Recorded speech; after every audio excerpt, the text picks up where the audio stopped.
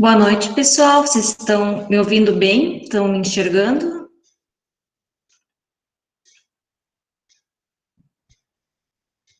Sim. Muito bem. Então, boa noite a todos. Nós estamos iniciando mais uma noite na nossa semana acadêmica. Sejam todos muito bem-vindos. Meu nome é Karen, eu falo de Restinga Seca, região central do Rio Grande do Sul, e hoje eu farei a mediação com o professor Marcelo. Antes de darmos seguimento, eu quero passar alguns lembretes. Coloquem os seus nomes completos no chat ao lado, para que sua presença seja registrada e possamos emitir seu certificado posteriormente. Todos os participantes devem estar com câmera e microfone desligados para evitar ruídos e interferências durante a fala do professor. Para fixar a apresentação do ministrante em sua tela, clique em configurações, que são aqueles 3 pontinhos no canto inferior direito, e depois selecione alterar layout, selecione a barra lateral, e aí fixem a apresentação na opção do alfinete. As perguntas ou comentários que queiram fazer, podem colocar no chat e no final serão repassadas se ele errar responder. Hoje a nossa palestra, então, será com o professor Marcelo Voto Teixeira, que já é conhecido da casa, né? O Marcelo é professor titular na UNO Chapecó, mestre em Educação pela Universidade de Caxias do Sul, da UX, especialista em Didática e Metodologia para o Ensino Superior pela Anhanguera, Rio Grande, e bacharel em Biblioteconomia pela Universidade Federal de Rio Grande. E o tema que será apresentado por ele é empreendedorismo e catalogação. O que, como e onde?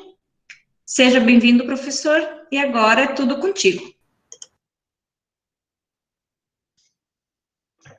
Boa noite, Karen, tudo bom? Boa noite, pessoal que está presente.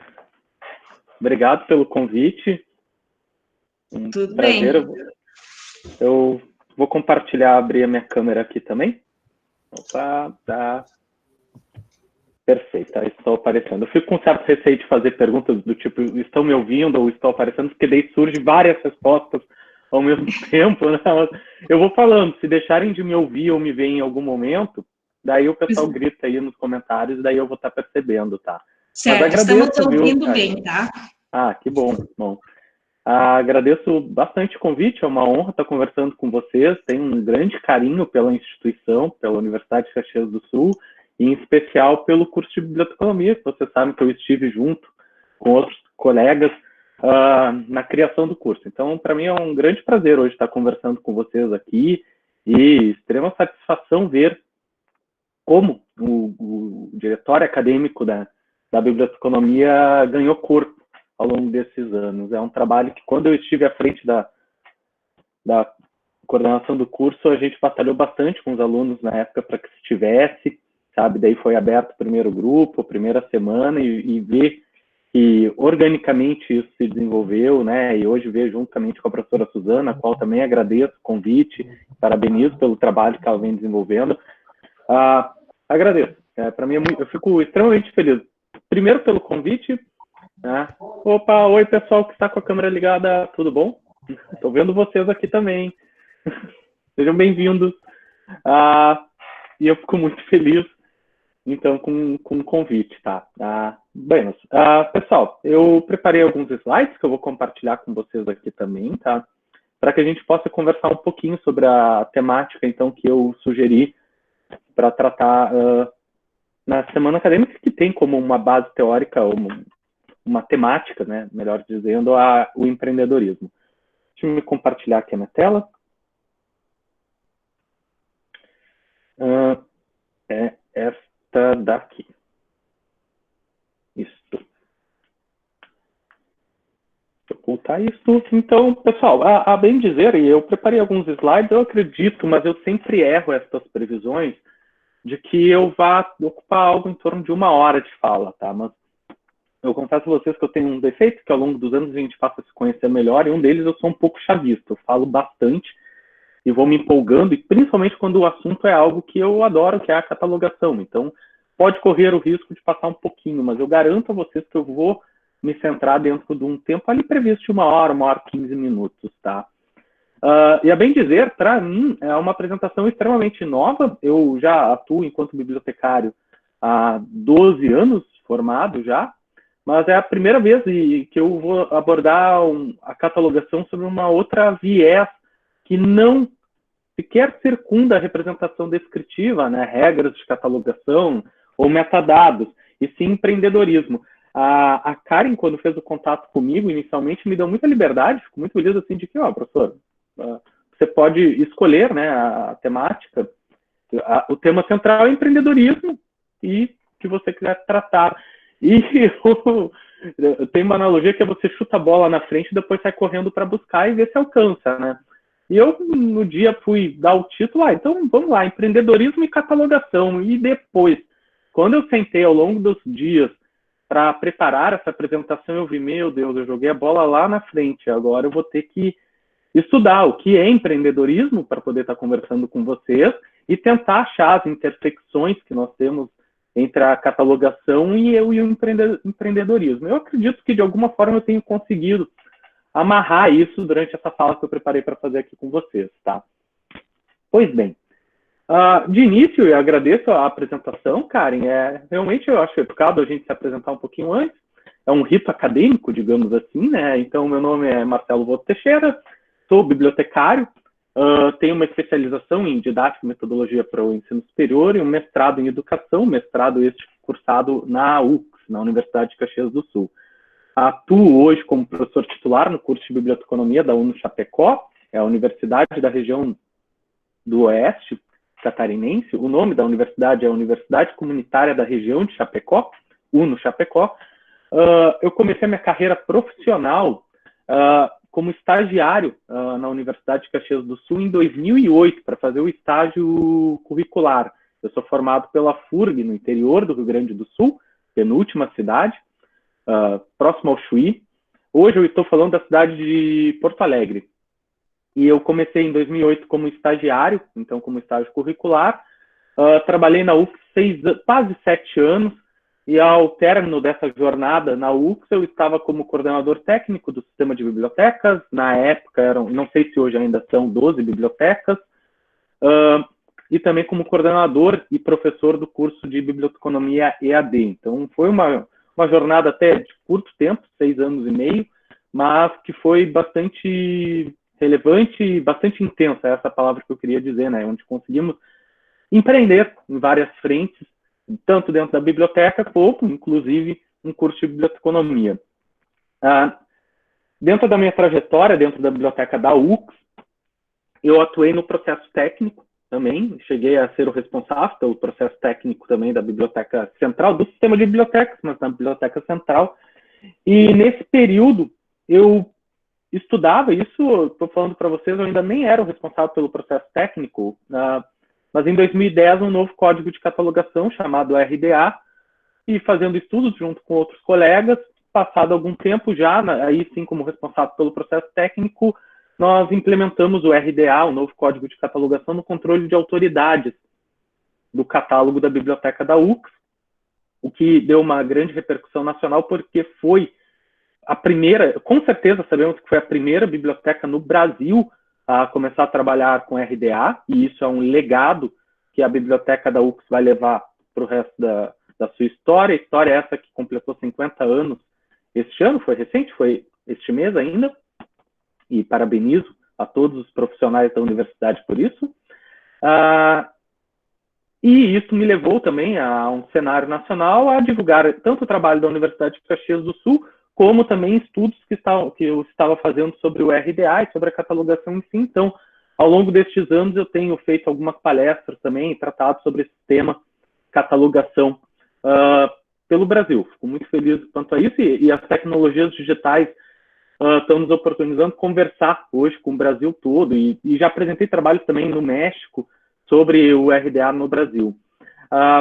E mais recentemente ainda, cerca de um mês, eu estou na coordenação do grupo de trabalho em catalogação da FEBAB, da Federação Brasileira de Associações de Bibliotecários e Instituições, então coordenando um grupo que quer, de alguma forma, contribuir para o cenário nacional da catalogação.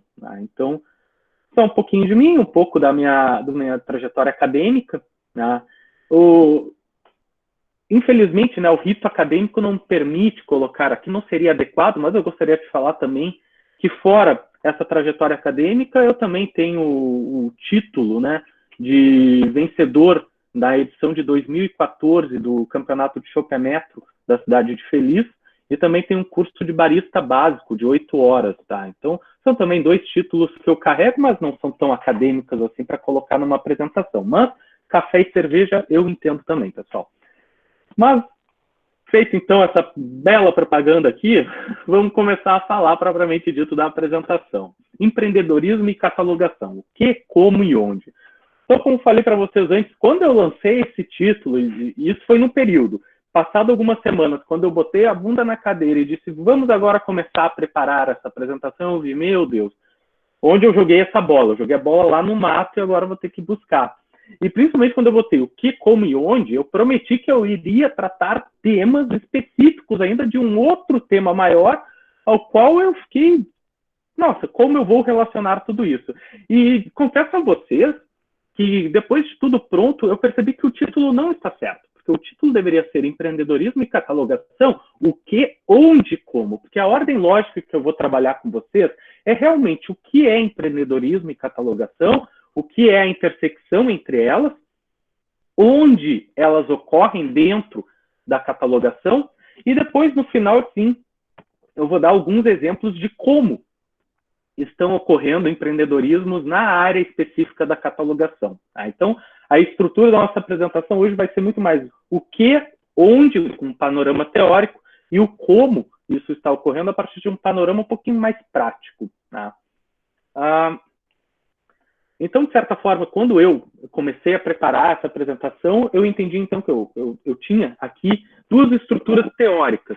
Uma que, de certa forma, até dada a experiência, minha paixão pela área, eu tenho um certo domínio, por mais que eu não saiba tudo, e eu acho que a ignorância de saber que há muitas coisas que eu não sei sobre catalogação é o que me instiga a todo dia ler um pouquinho mais, aprender um pouquinho mais, conversar com pessoas sobre o assunto. Mas, de certa forma, a gente vai ganhando algum domínio ao longo dos anos. E uma outra área que, para mim, é extremamente nova, que é o empreendedorismo. Não é a minha área de estudo, não é uma área que eu procure ler nos finais de semana, como é a catalogação.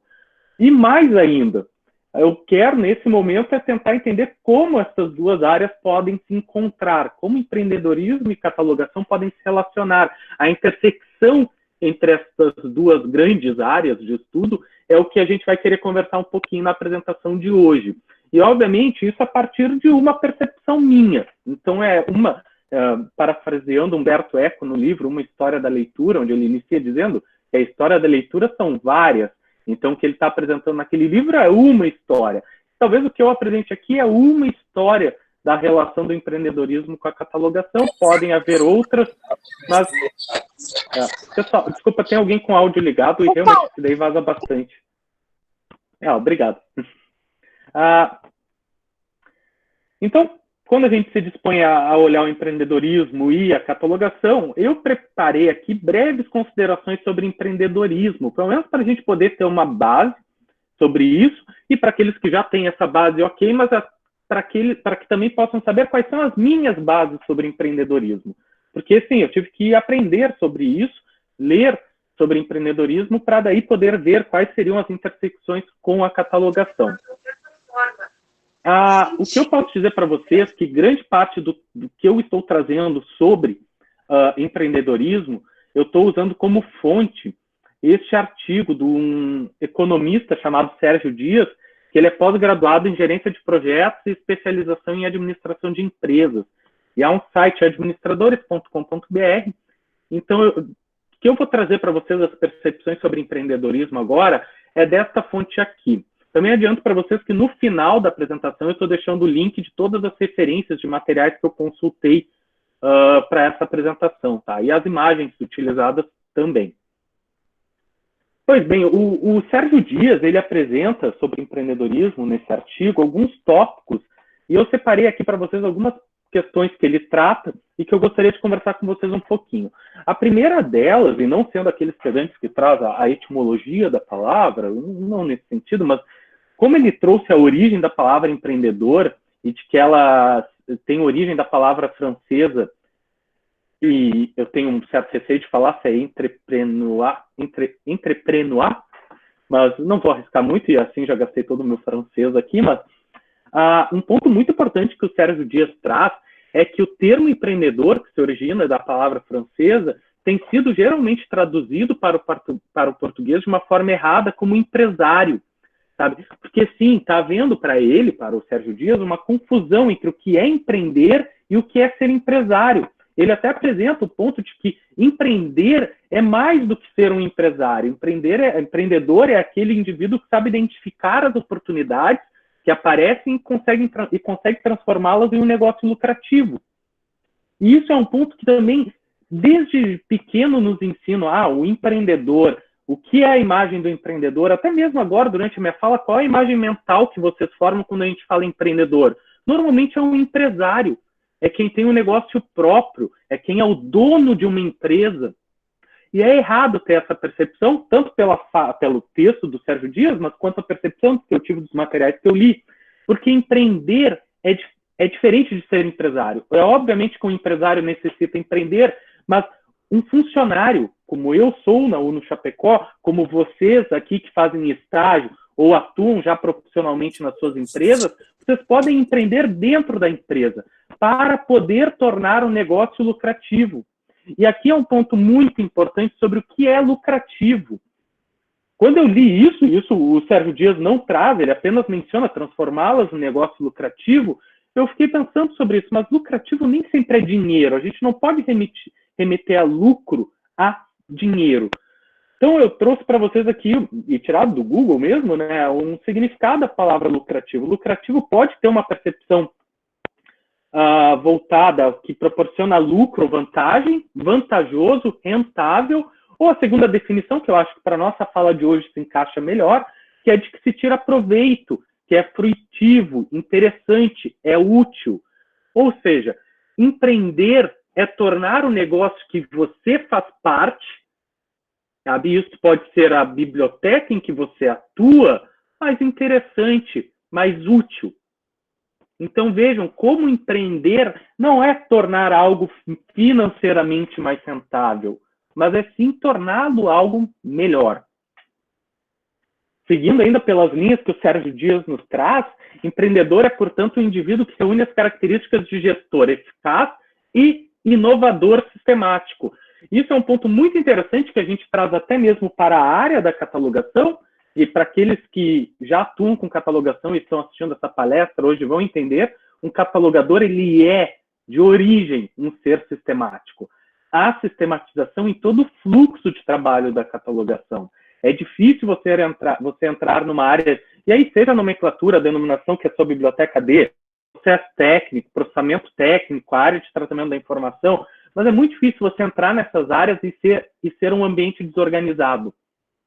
Porque normalmente o catalogador, nas primeiras ações que ele faz, fora sistema, é organizar o fluxo físico, sabe, em que os livros, os recursos que a biblioteca está adquirindo vão transitar.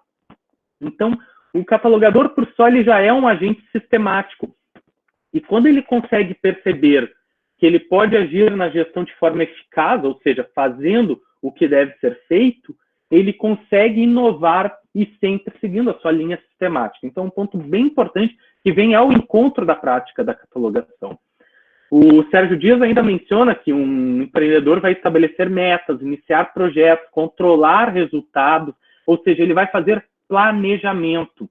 Um empreendedor hoje ele não pode ser só até uma brincadeira, e na verdade não é uma brincadeira, a Disney tinha os Imagineers, né, os engenheiros de imaginação, eram profissionais pagos realmente para ter ideias para a Disney. Isso é a profissão, daí o pessoal brinca, né, que é a profissão que todo mundo sonha em ter, onde o seu trabalho é dar ideias.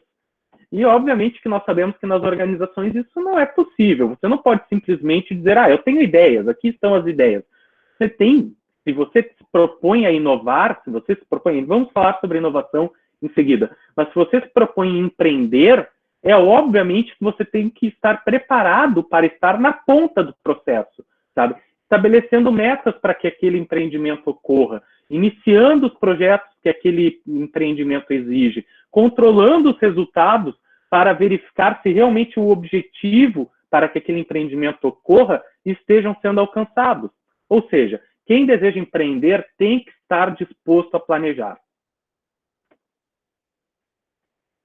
Finalizando, os 4 últimos tópicos que eu extraí do texto do Sérgio Dias é de que existem 3 virtudes que determinam a diferença entre um empreendedor e um empresário.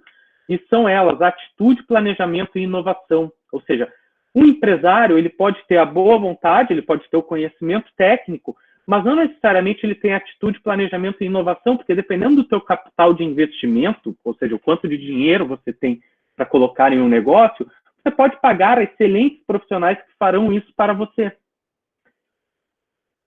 Quem diga que o boi engorda os olhos do dono, né? Mas há muitos empresários com uma cartela grande de investimentos que não olham todas as suas empresas. Isso é muito comum. Já o empreendedor não tem como você dizer, eu tenho vários empreendimentos, e vejam como se confunde muito com o empresário, né? Porque você ter empreendimento quer dizer que você está inovando em determinadas áreas. Não tem como você estar inovando em determinadas áreas sem você estar lá. Então, logo, o empreendedor tem que ter atitude, planejamento e a inovação. A função do empreendedor é quebrar paradigmas, trabalhando uma ideia para torná-la um novo produto ou um novo serviço. E o produto, para mim, esse penúltimo tópico é o que mais me abriu os olhos até, e que vai trazer uma linha de raciocínio para a nossa apresentação, que é a questão de que o produto do empreendedorismo é a inovação. E até esse parênteses aqui é meu. Empreender é a ação, inovar é o produto do empreendimento. Ou seja, empreender, pessoal, é algo vazio, é algo dependente de uma ação. Sabe? Independente não de uma ação, mas dependente de um movimento, dependente de uma área. Empreender em quê? Sabe? Empreender no meu negócio, empreender no meu ambiente de trabalho, empreender na minha vida pessoal, sabe? Então, empreender, ela é a ação, mas inovar é o produto, porque quando você começa a praticar o empreendimento, o empreendedorismo, você está gerando novos produtos e serviços, e isso é inovação. As empresas descobriram que há mais eficácia no processo de inovação quando elas envolvem. E, obviamente, daí pela percepção de um economista e administrador como Sérgio Dias, ele coloca aqui, envolvem os consumidores, fornecedores, concorrentes, parceiros ou outros neste processo. Eu focaria aqui nos outros, porque quando nós pensamos em empreender dentro da área da catalogação e que deve se envolver os agentes à volta, nós estamos falando de nossos colegas, estamos falando sim da comunidade que utiliza a biblioteca. Ou seja, empreender envolve comunidades. Não vou dizer que é impossível, de tudo que eu li, que vocês possam empreender sozinhos, mas é muito mais difícil que vocês consigam fazer isso. Sabe? Então, eu sempre vou manter essa linha que o Sérgio Dias traz aqui, de que empreendimento, para você empreender, você precisa ter grupo, você precisa conversar com pessoas, sabe? Você precisa ter relações, sabe? O melhor passo para que você possa empreender é sempre, e a inovação, isso é um ponto muito importante, empreendimento e a inovação sempre parte de pessoas. E boas ideias, elas nascem do compartilhamento. Enfim, pessoal, dessa forma eu consegui trazer para vocês, a partir de uma linha teórica, que é este economista Sérgio Dias, uma percepção do que pode ser o empreendedorismo. Agora, a gente vai olhar um pouco do que pode ser o empreendedorismo na biblioteconomia.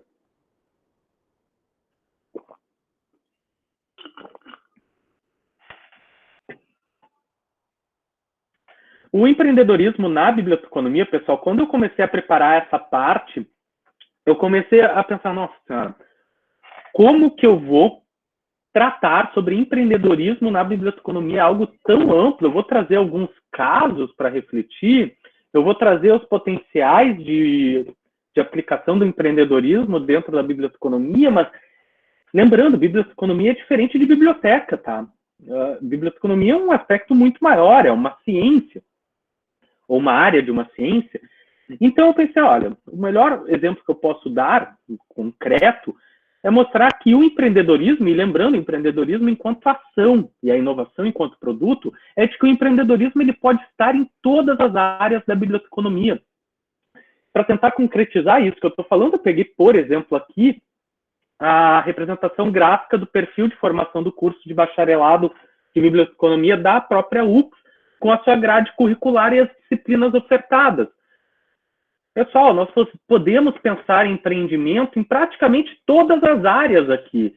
Fontes de informação, planejamento e organização de bibliotecas, fundamentos de organização da informação, normalização 1 e 2, e como tem profissionais empreendendo nessa área, até como empresários, tá? Mas também em outras áreas, a UFSC mesmo elaborou um mecanismo online para referências eletrônicas, o MOR, e isso é um empreendimento, é uma inovação na área. Você faz referências bibliográficas e citações a partir de um software. Temos ainda a inovação em estudos métricos da informação, como a bibliometria, cientometria, diversas áreas que estão surgindo e que são frentes de trabalho, fora a gestão de pessoas, administração de serviços e por aí vai. O fato é que quando a gente quer trazer isso para um contexto da catalogação, inicialmente nós vamos focar nessas 3 áreas da biblioteconomia, ou da grade curricular da biblioteconomia da UFS, que seria a representação descritiva 1, 2 e 3. Eu acho que, de certa forma, aqui na minha fala, e não estou lançando essa pergunta para vocês, não precisam responder, mas praticamente todo mundo concorda ou concordaria de que a catalogação seria isso, né? De quando a gente pensa em empreendedorismo na catalogação, a gente estaria olhando como empreender dentro dessas disciplinas aqui, correto? Bem, dito isso, apresentado isso, a gente vai para um terceiro tópico. Tá? Aqui a gente vai começar a entrar realmente na catalogação, saindo um pouquinho daquela esfera do empreendedorismo e agora abrindo a esfera da catalogação. Vamos olhar agora a catalogação na biblioteconomia e tentar entender o que é a catalogação na biblioteconomia, ao qual eu já dou um spoiler aqui, um pouquinho além daquelas 3 disciplinas que eu mostrei para vocês. Há um excelente livro, tá? E aí eu faço merchan, não ganho nenhuma coisa desse livro, tá? Mas existe um excelente livro na nossa área chamado Catalogação no Plural. Ele é de 2009, foi escrito pelas professoras Eliane May e a Naira Silveira, ambas hoje da Unirio, tá? Em 2009. Elas escreveram um livro e na página 94, as autoras escrevem que a catalogação ela pode ser dividida em 3 partes, tá? Que seria, opa, passei o slide aqui sem querer, em 3 partes, que seria a descrição bibliográfica, pontos de acesso e dados de localização. Nessas 3 partes. Não foi a primeira vez que eu li, né? Mas lendo esse material, lendo outros materiais, eu tenho a mania de ficar filosofando pela casa, lavando a louça, sabe? Enfim, eu fico pensando algumas questões e de vez em quando dá um estalinho ali e eu volto nos meus rabiscos aqui e faço algumas anotações. Eu me lembro que lendo esse livro, certa vez eu comecei a mapear, eu botei realmente no papel um mapeamento, ok. Se catalogação é descrição bibliográfica, pontos de acesso e dados de localização, eu posso dizer que descrição bibliográfica e pontos de acesso é representação descritiva. E dados de localização é a representação temática. Não está errado. E vejam que aqui a gente já encontra as disciplinas, pelo menos da grade da UFS, eu sei que tem outros alunos de outras instituições aqui, mas bate, né, com a grade curricular que é ensinada na biblioteconomia, né? Representação descritiva, representação temática. Na representação descritiva, vemos descrição bibliográfica e pontos de acesso, que não é à toa que a parte 1 do ACR2 é descrição bibliográfica e a parte 2 se chama pontos de acesso. Tá? Ambas são ensinadas numa disciplina chamada representação descritiva. Depois que eu montei isso daqui, eu ainda percebi que faltavam algumas coisas. A primeira delas, e me ajudou a entender, é a indexação. Ou seja, quando eu entendi que representação descritiva e representação temática, elas são macroprocessos, pode-se assim dizer, de um processo maior chamado catalogação, então eu inverti a ordem apresentada pelas autoras, eu estou entendendo que Catalogação é o processo maior, é o processo, e tem macroprocessos dentro, como a representação descritiva e a representação temática. Dentro de cada um desses macroprocessos, eu tenho outros microprocessos. Descrição bibliográfica, pontos de acesso, acrescento aqui a indexação, acrescento aqui os dados de localização, na verdade mantenho, né, os dados de localização também. E até um asterisco aqui, um parênteses na fala, dados de localização nós podemos entender como CDD, CDU, Cutter, tabela FA e entre outros. Então esse aqui foi um primeiro mapeamento que eu fiz para poder entender o que era a catalogação, seguindo as lógicas apresentadas pelas professoras Eliane e a Naira.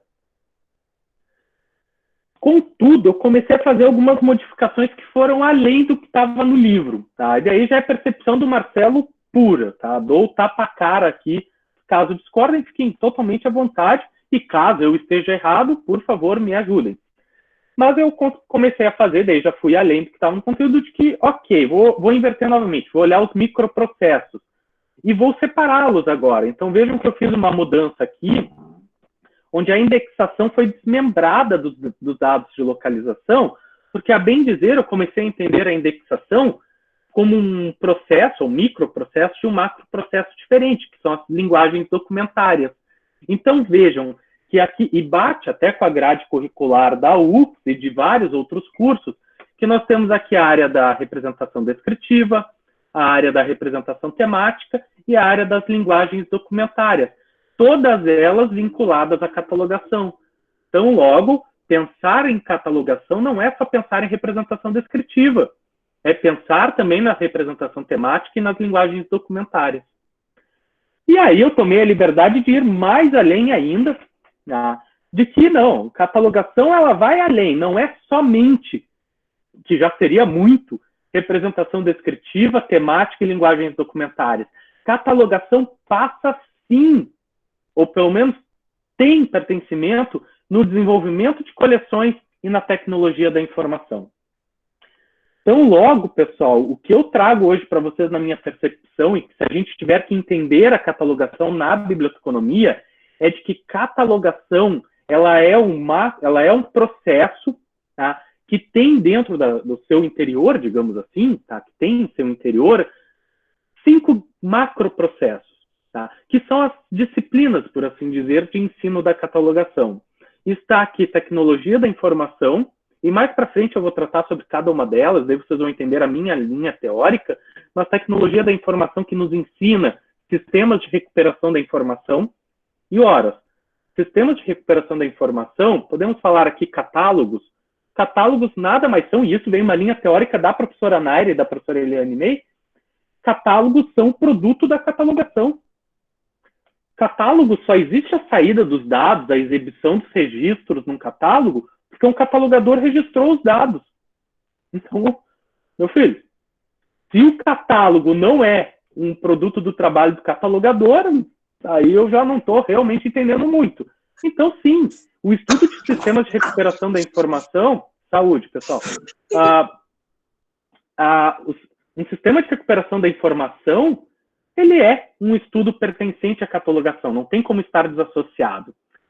Junto a isso, você pensar que a catalogação gera a ida de um recurso para o teu acervo, você precisa olhar a entrada deste recurso também. Ou seja, o desenvolvimento de coleções. Eu já vi e vivenciei em unidades de informação, em bibliotecas, em que a área da aquisição era tão desassociada da área de tratamento da informação, ou da área de catalogação, que um dia, de repente, a biblioteca comprou um Blu-ray. Comprou. Porque a aquisição achou que valia a pena comprar aquele Blu-ray. Só que não conversou com o pessoal da catalogação de que aquilo não era um tipo de material previsto na biblioteca. E o pessoal da aquisição não previu os impactos que teria a entrada de um tipo de material que nunca foi previsto no acervo. Então, isso aqui é só um exemplo de mostrar como nós temos relação da catalogação com o desenvolvimento de coleções. E, obviamente, eu posso dizer que tem relação, mas eu até me corrijo, não é relação, como ela pertence à área de tratamento da informação. E até mesmo porque, e talvez para aqueles que talvez estejam agora aqui, será que isso faz sentido? Eu vou aprofundar um pouquinho a linha teórica, mas depois eu volto para uma linha mais prática. Catalogação, ela pode ser entendida como tratamento da informação. Tá? Tratamento da informação é uma área específica da representação da informação. Representação da informação está relacionado a algo chamado organização da informação. Tá? Organização da informação já é um nível que a biblioteconomia em si ela não estuda tanto. Não, me corrija, ela estuda. Tá? A biblioteconomia estuda a organização da informação. E a organização da informação, ela é co-irmã de uma área chamada organização do conhecimento. Que essa área, sim, a biblioteconomia estuda, mas não tanto. Quem estuda mais é os programas de pós-graduação, mestrado e doutorado em ciência da informação, que a organização do conhecimento visa a estruturar, como o próprio nome diz, o conhecimento, ou seja, a elaboração de tesauros, a elaboração de ontologias, de taxonomias, a elaboração de sistemas de classificação, a elaboração é a organização do conhecimento. Quando você traz a organização da informação, é a aplicação desses instrumentos de forma sistemática, seguindo regras, por exemplo. Tá? Então, você pensar a representação da informação, tratamento da informação, é envolver todos os processos que nós temos desde a origem lá na organização do conhecimento. Tá? Eu, como falei um pouquinho antes para vocês, é um conceito e é um pouco abstrato, e há vários artigos na área que mostram que existem linhas teóricas diferentes para o entendimento de organização do conhecimento e organização da informação, mas eu trago aqui para vocês para poder mencionar que catalogação é muito maior do que o entendimento que nós temos hoje de representação descritiva, sabe? Da catalogação enquanto processo técnico, sabe? Catalogação vai além disso, e é isso que eu gostaria de poder mostrar para vocês antes da gente partir para o próximo ponto, ou para a próxima etapa da conversa. Não sei se me fiz entender até aqui, mas é este o aspecto. Então, quando a gente adota essa linha teórica que eu apresento para vocês, e vamos tentar entender o empreendedorismo na biblioteconomia e trazer isso para uma viés da catalogação, nós ampliamos o escopo daquelas disciplinas de descritiva 1, 2 e 3, agora para as disciplinas de descritiva 1, 2 e 3, para a disciplina de fundamentos de organização da informação, para desenvolvimento de coleções, para bases de dados, para unidades informacionais e para controle de vocabulário.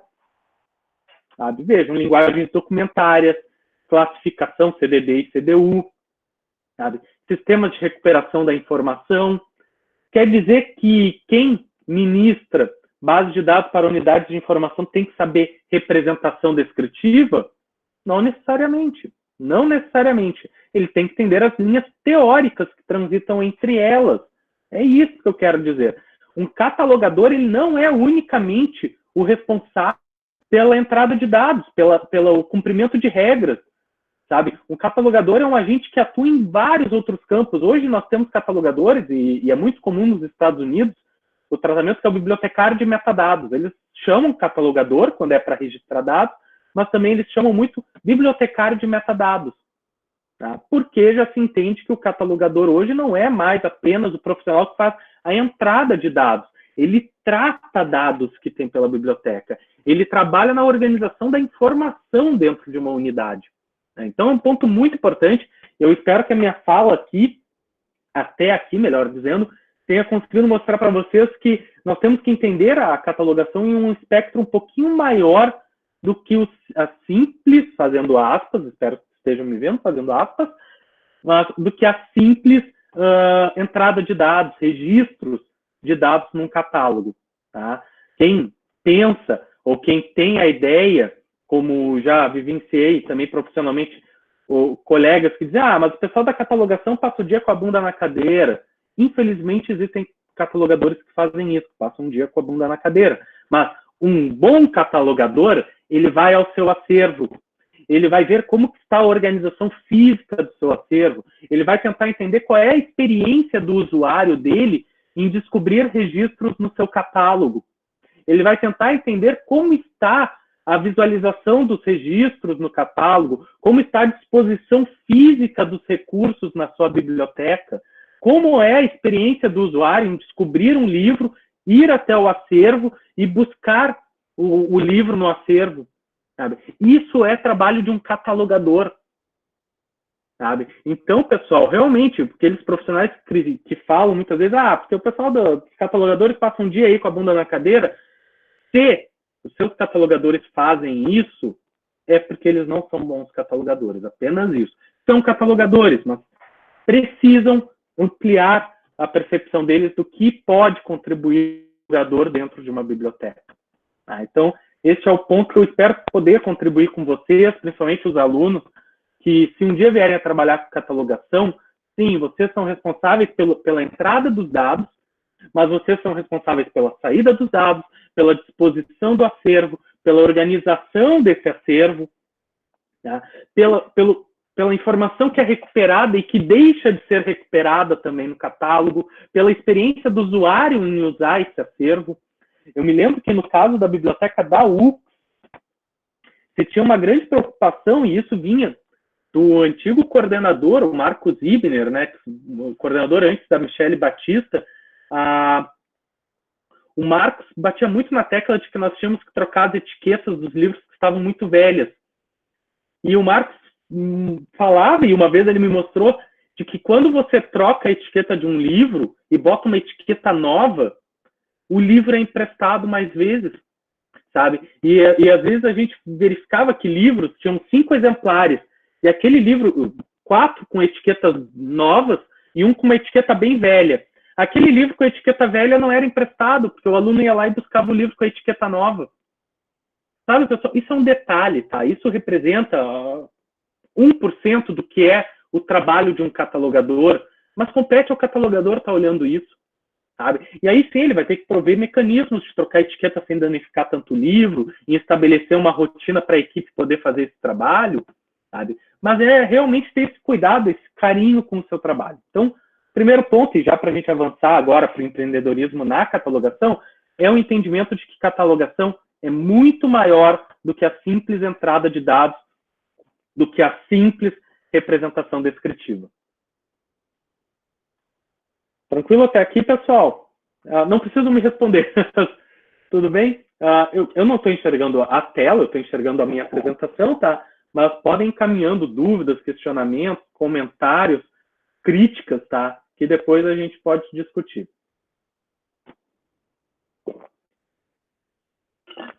Bem, dito tudo isso, vimos a bola, né, o círculo do empreendedorismo, vimos o círculo da catalogação, vamos aproximá-las agora e vamos ver um pouco, então, do empreendedorismo na catalogação.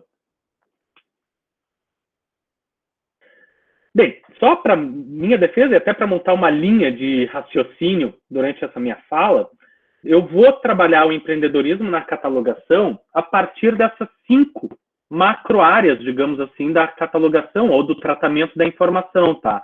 Tecnologia da informação, depois vou mostrar o empreendedorismo na catalogação dentro do desenvolvimento de coleções, vou tratar sobre empreendedorismo na catalogação em linguagens documentárias, representação temática, eu vou juntá-las, já aviso isso, e, por fim, representação descritiva.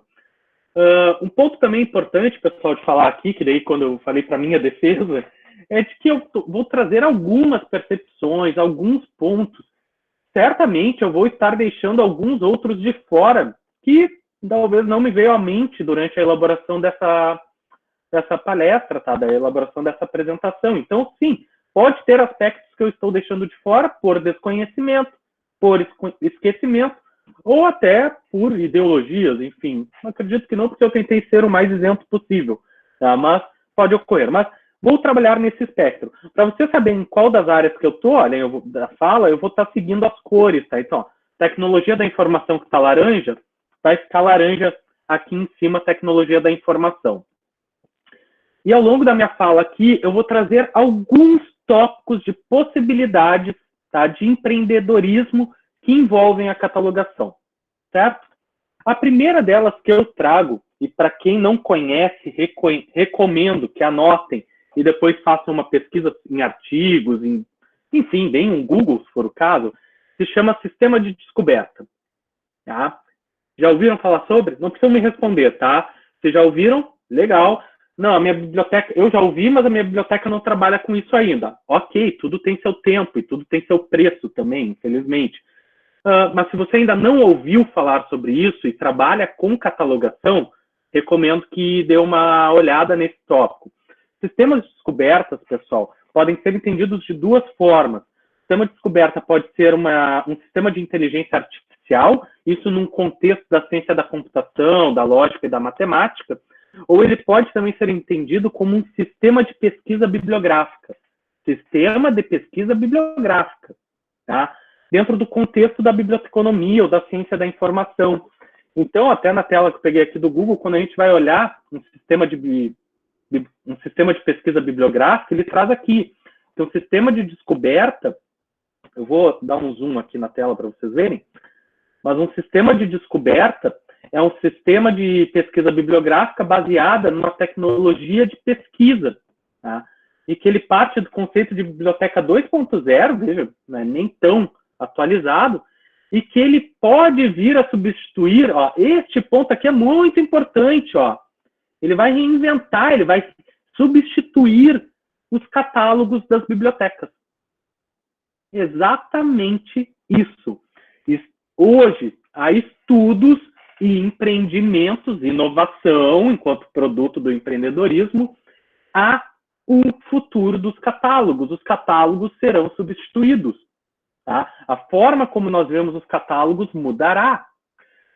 O que o sistema de descoberta propõe, e vejam que nós temos um caso não muito longe de nós, a UFSC em Florianópolis, a UFSC hoje possui 2 catálogos já. Um catálogo do Pérgamo, e o que tem dentro deste catálogo aqui? Todos os dados registrados pelos catalogadores. Dentro de todos os recursos que a biblioteca da UFSC cataloga, livro, artigo, periódico, gravação de vídeo, tem áudio em CD, tem software em CD, e por aí vai. Todos os tipos de recursos catalogados pela UFSC você recupera dentro do catálogo do Pérgamo. Só que, hoje, atualmente, nós temos empresas que elas criaram um novo modelo de catálogo, que é o sistema de descoberta, que também pode ser chamado, como a UFSC chamou, de busca integrada, que é o quê? Nós não temos mais, pessoal, somente os dados catalogados pela biblioteca por aí. E os artigos científicos publicados por várias outras revistas? Como é que o meu catálogo busca? E as teses e dissertações publicadas em outras instituições, como é que o meu catálogo de biblioteca vai buscar? Se o meu catalogador não cataloga esse material. Então, empresas estão elaborando, inovando em sistemas de recuperação da informação, criando um catálogo, tá? Um sistema de descoberta, que quando você pesquisa aqui um termo, como catalogação, ele não busca somente no acervo da biblioteca, mas ele busca em mais um conjunto de, provavelmente, nesse caso específico, de 400 outras bases diferentes. Sites de revistas, de periódicos científicos e não científicos, em bases de patentes, em sites de teses e dissertações. Tá? Ou seja, é um universo que é ampliado de recuperação da informação para o usuário que vai além dos dados catalogados pela biblioteca. E onde é que está o catalogador nisso tudo? Por que isso envolve a catalogação? Porque, ora, se o produto da catalogação é o catálogo e o catálogo está mudando, precisamos ter bibliotecários catalogadores trabalhando dentro disso ou com isso, olhando qual é a experiência do usuário na descoberta de recursos dentro da pesquisa integrada. Nossa, e isso eu digo para vocês por experiência, já trabalhei com sistema de descoberta e ele gerava duplicidade de registros, sabe? Ele deixava de recuperar material da biblioteca e ninguém olhava isso se não fossem os catalogadores. Se não fossem os catalogadores a notificar a empresa que trabalha com isso, esses problemas não seriam corrigidos. E o usuário, o aluno, o professor, nem saberia que está deixando de recuperar informação.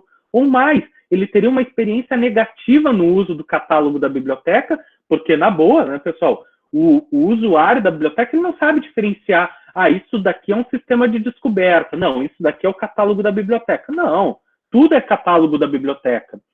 Para o usuário leigo, tudo foi catalogado pela biblioteca. Tudo vem de origem da biblioteca. E hoje já não é mais isso. E até mesmo a diferença de dados. Não cabe aqui apresentar na apresentação, desculpa a redundância, apresentar aqui, mas até mesmo a qualidade dos metadados recuperados. A minha biblioteca cataloga livros acrescentando resumo, acrescentando sumário, colocando pelo menos 3 assuntos.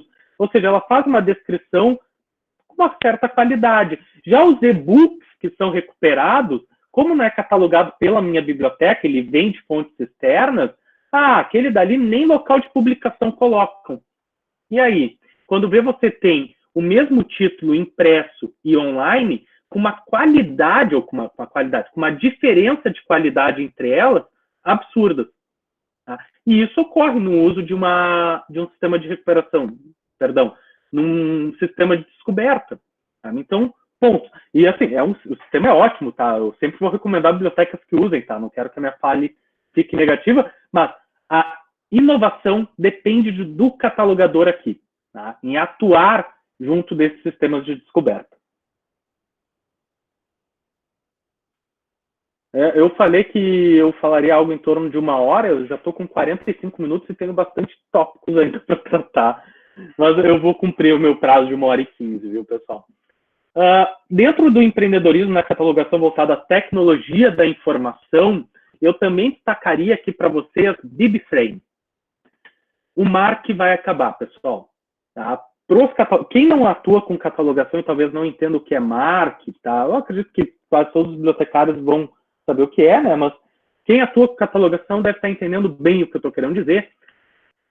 O padrão de metadados MARC vai ser substituído. Assim como a ACR2 foi substituído pelo RDA, o MARC vai ser substituído por um novo padrão de metadados BibFrame. Este BibFrame ele vai seguir as linguagens de computação. Ou seja, isso daqui, pessoal, é um registro bibliográfico em MARC. Isso daqui é o mesmo registro bibliográfico em BibFrame. Óbvio, ele teria aqui a aba para descer, tá? Eu estou deixando o link aqui para vocês poderem acessar. Tá? Então, vejam que vai mudar bastante. Marcelo, quer dizer que eu preciso saber programar para catalogar agora? Não para isso. Porque os programadores já vão gerar o formato planilha. Tem muitos catalogadores que catalogam em MARC que nem veem essa tela, trabalham só com o formato planilha. Tá? Com uma aba que diz título, subtítulo, outras indicações de responsabilidade. Ele só vai preenchendo. Ok. Eu prefiro que os catalogadores saibam estes metadados, porque isso auxilia depois o entendimento. Mas existem muitos catalogadores que não conhecem isso daqui, que trabalham com formato planilha. E o certo é que quando formos catalogar em BibFrame, com padrão de metadados BibFrame, nós vamos trabalhar unicamente com formato planilha. Tá? Mas precisaremos de catalogadores atuando também por detrás dos panos, tratando os metadados. Por isso que lá fora, nos Estados Unidos, já se chama, e muito, pessoal, bibliotecário de metadados. Contrata-se bibliotecário de metadados, sabe? E não mais catalogador. Tá? Então, isso é um ponto importante também.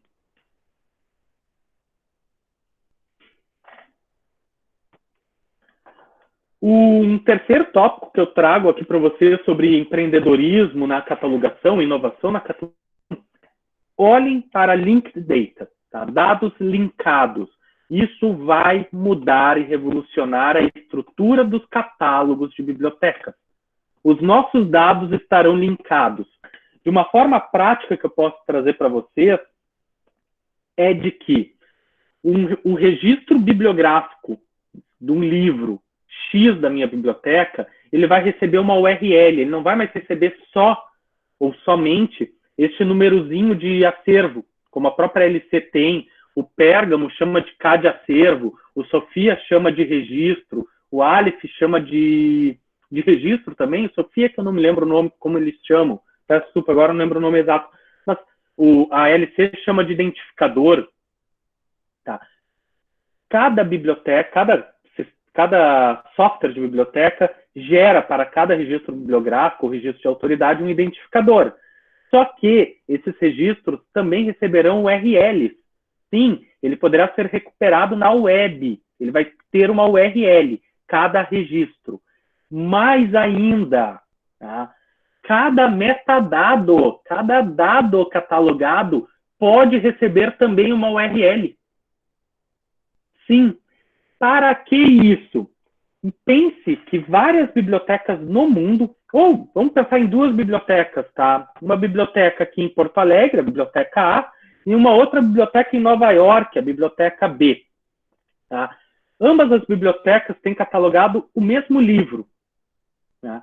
E no metadado, digamos que Companhia das Letras, tá? No dado, Companhia das Letras, que enquanto metadado pode ser editor, então seria no ACR2 260B, tá?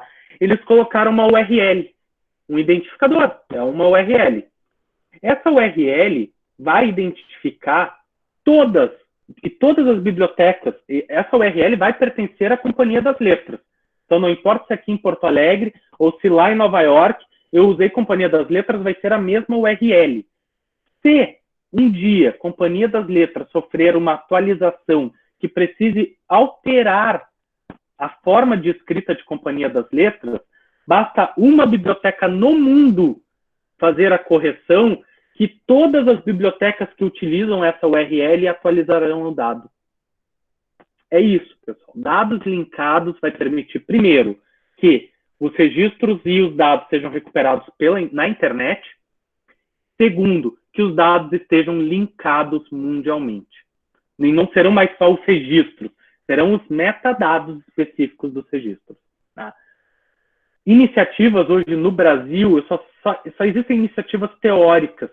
Uma empresa que está estudando isso é a Prima, que é a do software Sofia. Essa eu sei, é a que eu tenho conhecimento, talvez existam outras, mas que está estudando a aplicação de linked data em seus dados.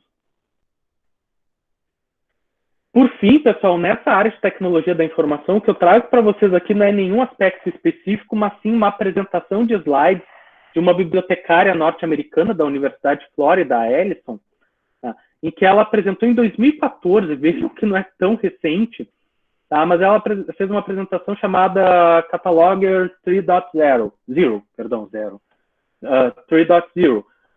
que era o catalogador 3.0, e num dos slides ela traz lá a educação do catalogador 3.0. Né? E ela dividiu em duas telas, e eu trago aqui para vocês, até traduzido, de que ela chama o catalogador 2.0, ele aprende os princípios de organização da informação em bibliotecas. Ele aprende esquemas de classificação, ele aprende formatos MARC, ele aprende orientações para descrição, o RDA, o ACR2. O que a Ellison traz é de que o catalogador 3.0 também aprenderá, e aqui entra um ponto, que é novos princípios de organização da informação para a web semântica. Guardem RDF, a gente vai voltar a falar dele. RDF. Também vai aprender transferência e transformação de dados. XML, CSS para design e layout. Por que a Ellison traz que o catalogador vai precisar aprender design e layout?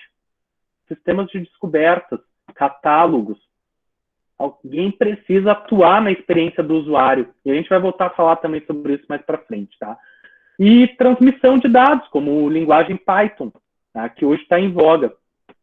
Tá? Então, são pontos muito importantes. Isso quer dizer, pessoal, que principalmente os alunos que estão assistindo precisam se descabelar e dizer, meu Deus do céu, a academia não está me preparando para isso? Não, de forma alguma. Nem na instituição que eu atuo, nós também fizemos uma evolução dessa forma. O que tem que ficar muito claro aqui, e dessa minha fala, chama educação continuada. A graduação, pessoal, nesses 3 anos de biblioteconomia e EAD na UNO Chapecó e na UX, perdão, mas ambas têm 3 anos de graduação, ela vai te preparar teoricamente, conceitualmente, para atuar enquanto bibliotecário, enquanto bacharel em biblioteconomia. Mas especialidades está intimamente ligada à educação continuada. Tá? Eu estou formado há 12 anos, tá? Ou seja, faz 12 anos que eu saí da graduação. eu tenho que continuar me aperfeiçoando. Se eu ainda fosse, eu aprendi a CR2, se eu não fosse estudar por conta, comprar livros, fazer cursos, assistir vídeos, eu não ia aprender sobre RDA, porque eu não vi isso na graduação. E hoje, eu já tenho me preparado ao longo de 2020 para aprender um pouco mais sobre programação, porque eu entendo que lá na frente, daqui a alguns anos, catalogadores terão preferência, os catalogadores que souberem programar.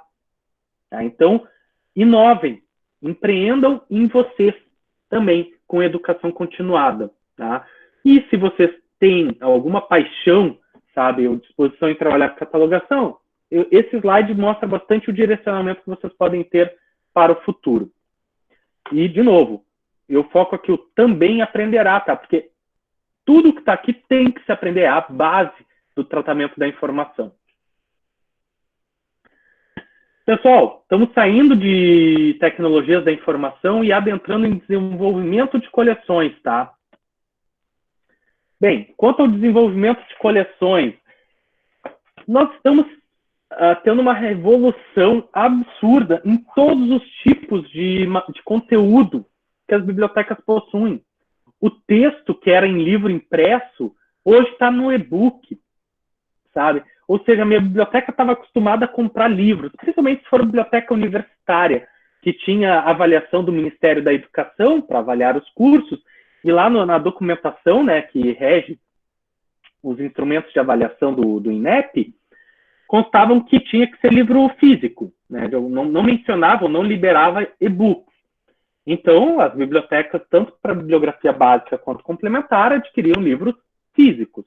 Aí veio uma atualização em 2012 ou 2013, que passou a permitir que nas bibliografias complementares poderiam ser documentos online, documentos eletrônicos.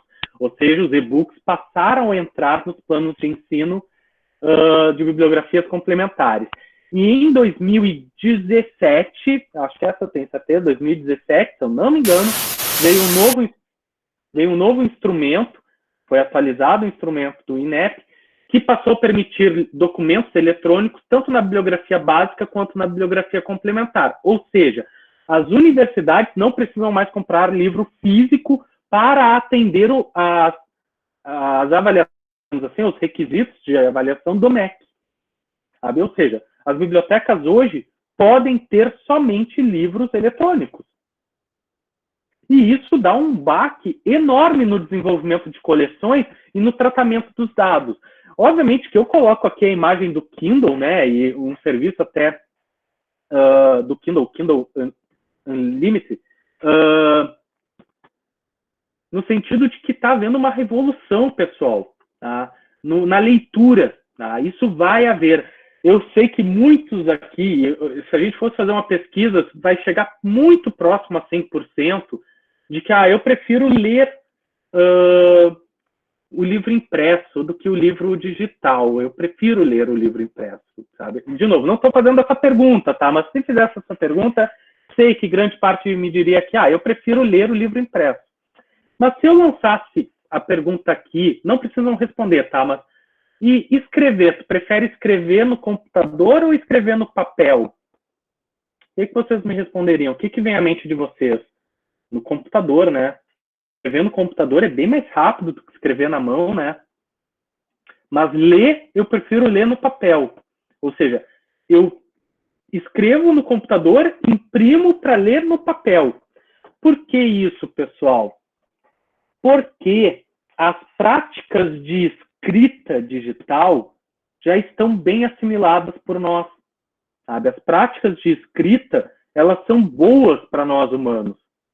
Só que as práticas de leitura digital ainda não evoluíram por completo. Pessoal, o livro, quando surgiu, os primeiros códices, tá? O códice é esse formato de livros que nós temos hoje, em octafólio, quartifólio, eles pesavam 70 quilos. Vocês acham que o pessoal lá preferia papiro ou preferia um livro de 70 quilos? Preferia papiro. Sabe? Também tem uma outra analogia, né, que logo que os primeiros carros surgiram, as pessoas ainda preferiam as carroças. Por que as pessoas preferiam as carroças? Tu tinha um carro, mas não tinha posto de gasolina. não tinha estrada, nada era asfaltado, era tudo paralelepípedo, e as rodas quebravam facilmente. Já as carroças, o cavalo andava quilômetros sem ter que parar para tomar água, as rodas das carroças eram melhores preparadas para as cidades.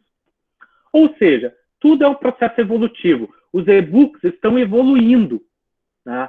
A leitura digital está evoluindo. Vocês que atuam com catalogação precisam estar preparados para um futuro em que o livro físico vai continuar existindo na biblioteca como um legado. E nós catalogadores, vamos continuar cuidando desse legado, desse acervo. Mas quase que 100% dos materiais que entram na minha biblioteca vão ser documentos digitais. E todo aquele fluxo que nós temos de entrada de materiais vai ter que ser trabalhado pelos catalogadores agora no meio digital. Querem um exemplo disso? E quem já atua com e-books vai entender o que eu estou falando. Hoje, nas bibliotecas universitárias brasileiras, nós temos 2 grandes empresas que ofertam para as bibliotecas universitárias e-books. Elas colocam títulos e tiram títulos lá de dentro a bel prazer. Por contrato, elas comunicam às bibliotecas. E beleza. Mas muda algo? O livro deixa de existir? O livro vai deixar de existir. Não muda nada. Elas só mandam um e-mail, fulano, a partir do dia 10 do mês tal, Kotler, Administração de Marketing, 15ª edição, está saindo do acervo, tá? E tu fica, meus alunos usam. Sabe? Não pode. Lembro-me de um caso que ocorreu na própria Universidade de Caxias do Sul, o livro Cálculo A, que foi um caso, nossa, um dia eu estava trabalhando, de repente liga uma professora, me fugiu o nome da professora, mas é uma querida lá do mestrado em educação, até na área da matemática. Nossa, foi membro da minha banca e agora me fugiu o nome dela. Me liga, mas Marcelo, eu estou aqui na base dos e-books e o livro Cálculo A não está mais. E eu, não pode ser, professora, vamos verificar. Fui ver, tinham retirado o e-book. E sem avisar. E aí? Tá, professora, o e-book saiu de lá, desculpa, não tá mais, ok. Passado um mês e meio, o livro Calcular, o e-book Calcular, apareceu na outra base de e-books. Ele mudou de empresa. E aí, como é que fica a cara do catalogador? E como que você coloca esses e-books no catálogo atualização? Ou seja, cuidar dos e-books, estudar os e-books, o mercado dos e-books. Tem uma bibliotecária que atua na empresa Sofia, mas que a dissertação dela tratou sobre o mercado de e-books, a Liliana. Eu sempre sofro para falar sobre o nome dela, então não vou arriscar aqui. Tá? Mas a Liliana, ela escreveu a dissertação dela, depois publicou como livro o mercado dos e-books. Eu recomendo para vocês a leitura. Então, os e-books é um primeiro ponto. O texto está mudando na biblioteca. Além do texto, nós também temos que olhar no desenvolvimento de coleções novos serviços de streaming, principalmente os streaming que aí estão, pessoal. Eu considero inacreditável para nós que atuamos em catalogadores pensar que o meu catálogo não recupera os filmes da Netflix para o meu usuário.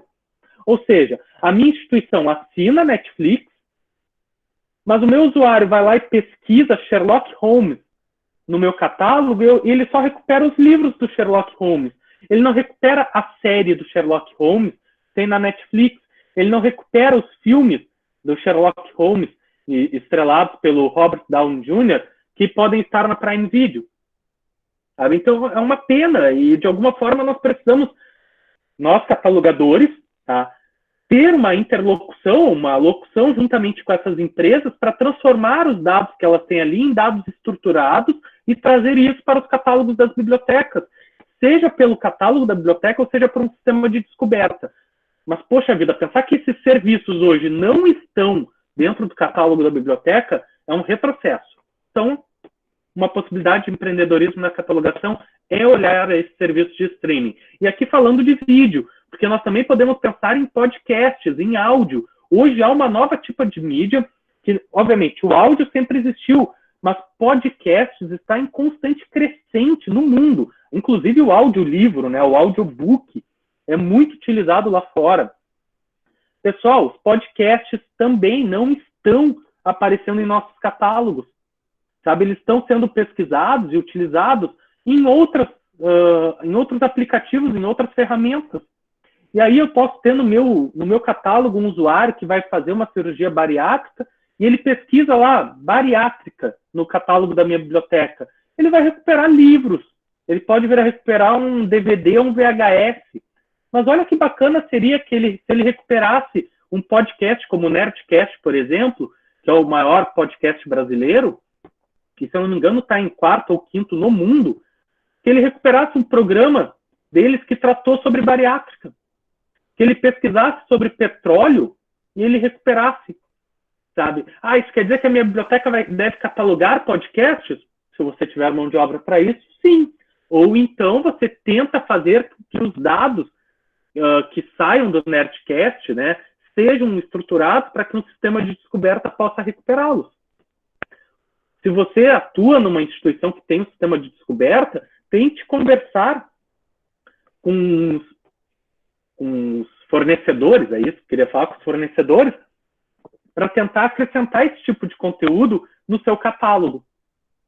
Então vejam, pessoal, como nós podemos inovar, empreender, até mesmo nas coleções da nossa biblioteca. E isso vai estar relacionado aos catalogadores, ou pelo menos deveria. E, por fim, em relação ao desenvolvimento de coleções, para mim é uma das pontas que quem criar primeiro no Brasil vai ser muito à frente, e eu vejo como potencial isso as bibliotecas públicas e universitárias, que são o empréstimo de pessoas. Tá? Essa daqui esse case aqui que eu trago para vocês, esse caso é uma biblioteca, não é uma biblioteca, é uma ONG dinamarquesa, tá? Que eles criaram uma biblioteca humana. Tá? Então aqui, nós estamos numa biblioteca humana. Eles chamam de biblioteca, pessoal, mas eles não possuem um catálogo propriamente dito. Você pode clicar aqui em Books, né? E eles mostram aqui os livros deles. Então você pode conversar com uma pessoa que foi abusada sexualmente, com um soldado, com um desempregado, com uma mãe jovem. Então veja que bacana. Mas colocar esses temas no catálogo da minha biblioteca, que bacana, mas como fazer isso? Catalogadores podem ajudar, principalmente no ponto de bibliotecas universitárias, querendo trazer grandes profissionais que as universidades têm, sabe? E que muitas vezes não se conhecem. Tá? Hoje tem repositórios institucionais, nós vamos falar sobre eles mais para frente, mas que está muito mais voltado a mostrar a produção acadêmica do que os produtores acadêmicos. E as bibliotecas poderiam olhar isso. Outra questão é a de que este mesmo exemplo aqui da ONG, que é uma baita iniciativa, mas não tem dados estruturados, eles não possuem um catálogo. Olha que bacana se eu pudesse realmente ter dados estruturados no catálogo, e o RDA já traria isso, tá? Eu posso procurar aqui sobre abuso sexual, um tema, mas ele me mostraria a pessoa, mostrando qual é o campo de atividade dessa pessoa, alguns atributos dessa pessoa, e ali dentro do próprio catálogo colocar ver a agenda dessa pessoa. Daí eu posso ali agendar uma conversa com ela. Tá? Isso em bibliotecas públicas, realmente com esse aspecto social, e em bibliotecas universitárias, tentando gerar relações entre alunos e professores, entre cientistas e demais profissionais. Tá? Então vejam como é possível, sim, levar. Inclusive bibliotecários. Tá? Obviamente que nos Estados Unidos é mais fácil fazer isso, mas vocês já pensaram que cada bibliotecário dentro de uma biblioteca universitária poderia ser responsável por uma grande área? São 10 grandes áreas, tá? E quando o usuário tivesse um registro, e pessoal, na prática, nos metadados isso é muito fácil de fazer, quando ele abre um registro, se é administração, poderia ter um botão no catálogo, precisa de ajuda sobre este assunto, procure um bibliotecário. Ele clicaria ali e ele remeteria o contato de um determinado bibliotecário. Como fazer isso? Na entrada dos dados. Sabe? Sempre na entrada dos dados. Então, o desenvolvimento de coleções tem que entender a evolução que nós temos no texto, no vídeo, no áudio, em novas possibilidades de materiais. Sabe? Hoje está também em voga, eu nem trouxe para cá a biblioteca das coisas, né? Empréstimo de guarda-chuva, carregador, mas, pessoal, isso é meio já passado, sabe? É legal se a sua biblioteca começou a fazer agora, que bom, inovou, tá? Inovou ali internamente, mas Isso já poderia estar ocorrendo desde 2010, 2012, tá? Mas, enfim, já o empréstimo de pessoas, isso sim é uma área nova e que catalogadores podem estar atuando no desenvolvimento. Pessoal, a representação temática e linguagem documentária, eu vou unificá-las, tá? Porque elas vão se encontrar em vários momentos. Um dos pontos de empreendedorismo na catalogação que eu trago, que tem envolvimento diretamente com a linguagem documentária e a representação temática, é a arquitetura da informação. Tá? A arquitetura da informação, e para quem não conhece a arquitetura da informação, recomendo que dê uma olhada, pesquise no Google, joga no Google, leia alguns artigos sobre. Neste livro, a arquitetura da informação, o autor ele ainda menciona que a arquitetura da informação ela surge na biblioteconomia. Vejam como é a questão. Este mesmo autor menciona que a arquitetura da informação ela é dividida em 3 partes: conceitos, sistemas e resultados. E vejam que em qualquer uma dessas partes nós encontramos o bibliotecário. Seja em redes de conhecimento, onde o bibliotecário vai atuar, seja no comportamento, na busca de informações pelo usuário. Dentro de sistemas, sistemas de busca, nós estamos aqui dentro, basta ver metadados e vocabulário controlado. Em sistemas de navegação um pouco, mas olhem redes semânticas. Quem estudou ou quem estuda linguagens documentárias, pessoal, isso daqui é controle de vocabulário, tá? Isso daqui é um tesauro. Tá? Sem ter o que pôr e o que tirar. Tá? Então, se nós não estamos atuando em redes semânticas, eu não sei quem está. Opa, acabei voltando. Tá? Só deixa eu me trocar aqui o fone, porque ele está me indicando que estão me ouvindo, né? Tá. Não precisa me responder, não. Estou ouvindo. Bom, pessoal, a questão é aqui, além do sistema, também temos os resultados, como uma das partes. Olhem aqui os resultados. Vocabulário controlado. Esquema de metadados. Pô, pessoal, se isso não é trabalho de um catalogador, ou seja, estamos dentro da arquitetura da informação também. Tá? E podemos estar atuando juntamente com equipes de design da computação na arquitetura de sites, além dos catálogos. E quem vai estar lá, obviamente que a gente fala o bibliotecário, mas é o catalogador, porque os conhecimentos necessários, eu estou começando a bater na mesa, desculpa se está dando barulho aí, eu começo a me empolgar. Mas quem vai estar lá é o catalogador, porque os conhecimentos necessários, vocês podem ver aqui, são ensinados nas disciplinas de catalogação. Tá? Então, eu espero que vocês consigam entender. Querem inovar na catalogação? Comecem a olhar a arquitetura da informação. Outro aspecto que eu trago para vocês de empreendedorismo na catalogação é a web semântica. Tá? E ela tem íntima relação com linguagens documentárias. Ou linguagens documentárias. O que acontece, pessoal, nas linguagens... Desculpa, agora é uma pergunta, mas para a Karen, tá? Karen, se puder me responder no WhatsApp, está me ouvindo ainda? Tudo ok? Pode me responder no WhatsApp mesmo, tá? Pessoal, a web semântica, tá? Ela vem para resolver um problema gerado por uma das áreas da biblioteconomia chamada linguagem natural. Tá? Obviamente, eu sei que aqui também temos alunos, tá? Vocês vão chegar nisso, mas aos profissionais que aqui estão, quem já cursou a disciplina ou as disciplinas de linguagem documentária, há de lembrar que dentro da linguagem documentária você desce por uma ramificação, que é a linguagem controlada, com listas de cabeçalhos de assunto e tesauros. Lancaster ainda menciona no livro Indexação e Resumos sistemas de classificação, mas eu nunca vi quem use isso para controle de vocabulário. E temos a linguagem natural, que é o texto completo, o resumo, índices. Tá? Isso é linguagem natural. E a internet se organizou ao longo dos anos na linguagem natural. O Google, ele indexa sites, ele busca o conteúdo do site, título e o texto que está dentro do site. Então, ele não olha a estrutura daquele dado, ele só olha o dado. Sabe? Um exemplo prático disso e que eu trago nas minhas aulas sempre é laranja. Pesquisa laranja no Google, o Google te recupera a cor laranja. Mas se tu quiser fruta, ele não reconhece, porque os dados na internet não estão estruturados. E a web semântica surge para estruturar os dados na internet. E isso tem que ser na gênese dos dados, na entrada da informação. Isso entra em estudos de ontologia, que é uma das áreas de organização do conhecimento. Isso vai entrar o RDF. Lembra que eu falei, ó, guardem RDF aí? RDF é um sistema, tá, utilizado para poder, uma linguagem, pode-se assim dizer, primária para se estruturar a web semântica. E dentro da web semântica, nós também vamos ter experiência do usuário, controle de sinônimos, palavras-chave, e por aí vai várias áreas. Pessoal, você quer empreender, inovar na catalogação, tratamento da informação, comece a olhar a questão da web semântica.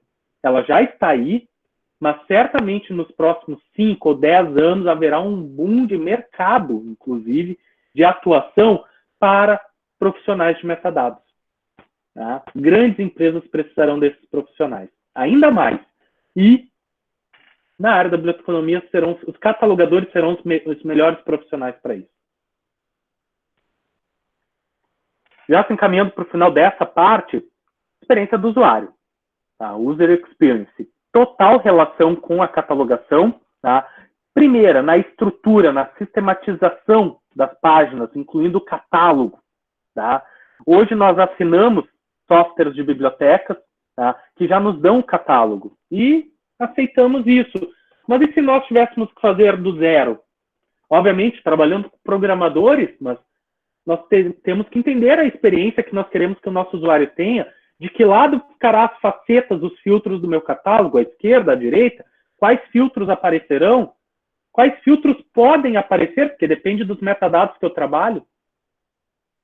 Aqui no User Research, né, que seria pesquisa de usuário, nesse caso pode ser entendido de duas formas. Pode ser entendido como pesquisa de usuário, realmente como nós temos na biblioteconomia, mas também a pesquisa do usuário, como ele pesquisa dentro de uma interface. Tá? O catálogo em si. Tá? Mas aí falando de uma das partes da arquitetura da informação, que é o sistema de recuperação mesmo. Tá? É o catálogo, o box de pesquisa. Tá? Como aquele motorzinho busca. E isso é um ponto muito importante que nós, catalogadores, devemos trabalhar também. E acreditem, já há bibliotecários atuando. Tá?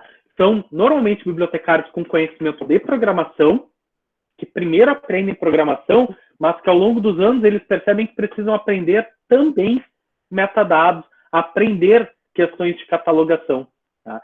Cito para vocês o profissional o Kelson, que atua na empresa da EBSCO, né, que é uma das maiores da América Latina e do mundo, bibliotecário, e quando eu converso com ele, parece que eu estou conversando com outro catalogador. E ele trabalha na área de programação do sistema de descoberta da EBSCO. Mas ele trata metadados, em lote, tá? Ele entende as regras de catalogação. Tá? Então vejam que nós temos já profissionais atuando nisso e é uma área que envolve a catalogação, sim.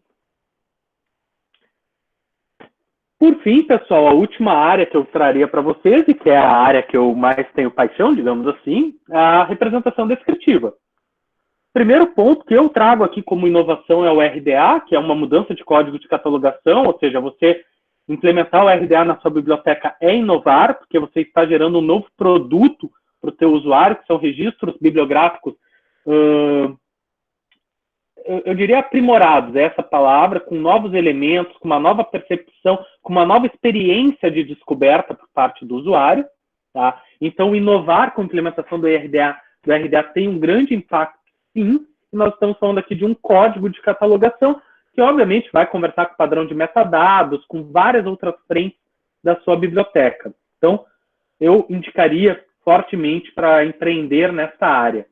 E o empreendedorismo, eu mesmo cito no meu caso, né, eu me cito nesse caso, que trabalhar e estudar o RDA me abriu portas para, inclusive, sair da Universidade de Caxias do Sul e ir para a PUC do Rio Grande do Sul, implementar o RDA na biblioteca. Atuei durante 3 anos lá. Tá? Então, e hoje, sigo dando cursos, inclusive até para profissionais da PUC, sobre RDA, tá? De poder, então, vejam como eu pude empreender, inovar, até de uma forma financeira também nesse aspecto. Outra possibilidade de... e aqui não é possibilidade, só para mostrar para vocês uma diferença que nós temos de um registro e como muda a experiência para o usuário quando eu tenho dados mais aprimorados, tá? Ou dados aprimorados, para não ficar redundante, né? Isso daqui é um registro de autoridade, não é um bibliográfico, da Danielle Steele. Então, o ACR2 vai controlar o nome principal e algumas remissivas, que nesse caso nem tinha. Quando você vai descrever a mesma autoridade em RDA, você vai continuar controlando o nome preferido e as remissivas.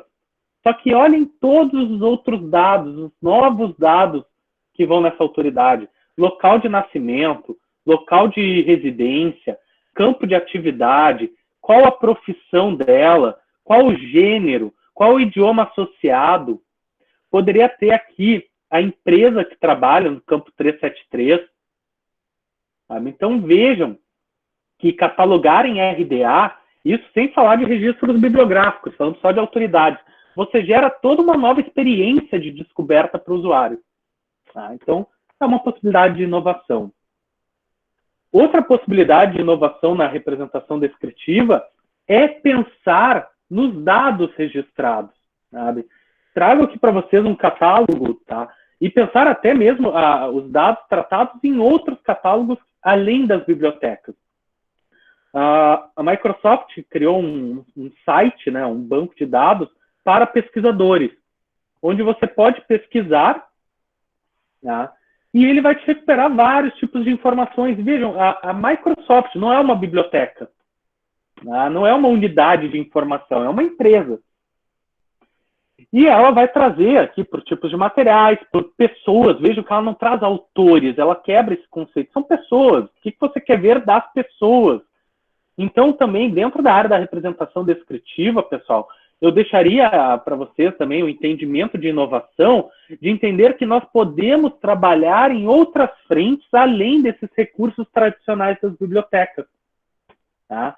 E isso conversa, junto com o desenvolvimento de coleções, quando a gente está olhando que nós temos bases de e-books como o Kindle Unlimited, nós temos Netflix e Prime Video, nós temos os podcasts, tá? Então, N possibilidades e que a representação descritiva vai conversar com isso também. Pessoal, até avisar, eu já estou para encerrar, tá? Também trago para vocês o caso da representação descritiva, e como está falando em outras frentes, nos repositórios institucionais. Se você é catalogador e não sabe o que é um repositório institucional, recomendo também dar uma estudada nisso, dar uma verificada sobre. Porque um repositório institucional ele vai potencializar a descoberta de todas as produções da sua instituição. E não só a nível de mestrado e doutorado, tá? Até trago aqui o exemplo da UX, porque é onde eu fiz o meu mestrado e me cito como exemplo, que hoje, o fato da UX trabalhar no repositório institucional, ele faz com que um registro, uma dissertação que foi publicada, pesquisada dentro da UX seja descoberta, só que ela faz com que esse registro que foi catalogado no repositório institucional da UX vá para a Biblioteca Brasileira de Teses e Dissertações. Este mesmo registro, tá? Ele é levado por protocolos de interoperabilidade, nesse caso é o PMH, não é o protocolo Z39.50, que é o tradicional do MARC, tá? Mas ele é levado automaticamente para a Biblioteca Brasileira, ou seja, pesquisadores do Brasil todo descobrem essa dissertação. E mais, a BDTD, ela leva para a base internacional de teses e dissertações, ou seja, o trabalho que os catalogadores da UX, da biblioteca da UX, fazem de catalogar as teses e dissertações resultam na descoberta internacional da produção científica, acadêmica da Universidade de Caxias do Sul, seja nas teses e dissertações, dentro desse trâmite, seja também num trâmite de TCCs. Mas aí não é nesse trâmite aqui, tá? Seria no trâmite da OASIS, que é o Repositório Nacional de Trabalhos de Conclusão de Curso também, tá? E, na verdade, ele é o Repositório Nacional de Repositórios, tá? Que é o OASIS, tá? Então, daí leva para a base latino-americana chamada referência. Tá? Então, vejam como o catalogador pode atuar também na difusão, sabe, da produção científica acadêmica da sua instituição. Encerrando, pessoal, então, esta parte, trago para vocês de volta as áreas de atuação da catalogação, tá? Dentro da biblioteconomia, não dentro de bibliotecas, dentro da biblioteconomia, e ressalto, né, o futuro do catalogador, o que o catalogador também deverá aprender. Pessoal, por fim, são poucos slides, tá? Vou tratar sobre empreendedorismo empresarial e suas relações com a catalogação. Mostrar agora o como, né? Como que estão fazendo isso. Nos Estados Unidos, pessoal, há bastante casos, para poder mostrar até mais para vocês, de empresas que atuam na terceirização do processamento técnico. É isso mesmo. Se você já faz estágio numa biblioteca ou trabalha numa biblioteca e tem ali a área de catalogação, processo técnico, saiba que nos Estados Unidos algumas bibliotecas não têm. O que eles fazem? Eles compram um livro. Quando o setor de aquisição compra, esse livro não vem para a biblioteca, ele vai lá para um galpão de uma empresa terceirizada que recebe esse material com a nota fiscal, ela cataloga no catálogo da biblioteca, ela carimba os livros, ela imprime a etiqueta e cola a etiqueta e manda o livro para a biblioteca pronto. Só que ela não faz isso para uma biblioteca, ela faz isso para 15, 20 bibliotecas. Ou seja, nos Estados Unidos já tem catalogadores abrindo empresas de processos técnicos terceirizados.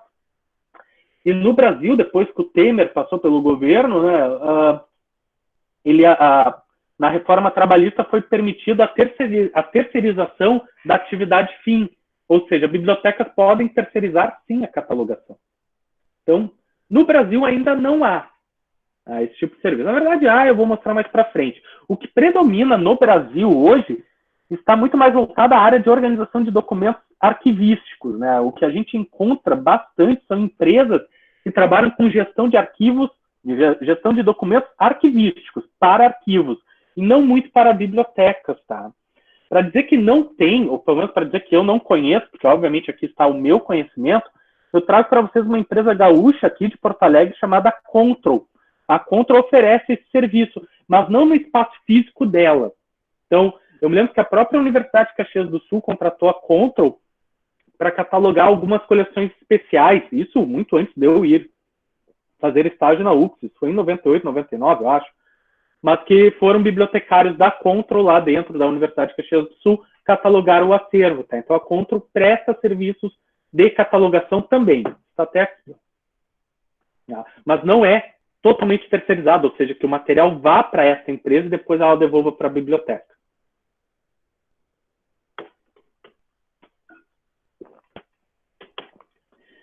E também trago para vocês um exemplo de tratamento de dados para além das bibliotecas, para além da biblioteca, tá? Este exemplo aqui, a empresa Alatium, eu falei em português agora, tá?